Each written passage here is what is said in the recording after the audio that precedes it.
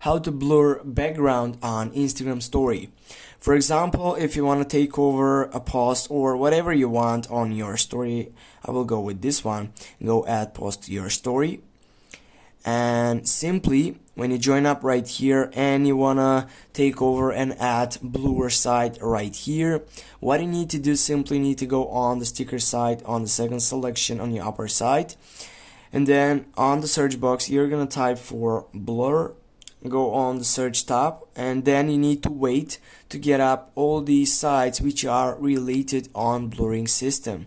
Yeah, from here you can take over which is the most interested for you. For example, for me it is this one, which is, yeah, and from now you can blur the photo which you have added right here, or simply you can, yeah, you can zoom it if you want. You can, I don't know, you can do whatever you want. For example, here if you have something, for example high, and if you want to blur it, you're gonna simply select it right here on that selection, then go your story, and as you can see we have done it.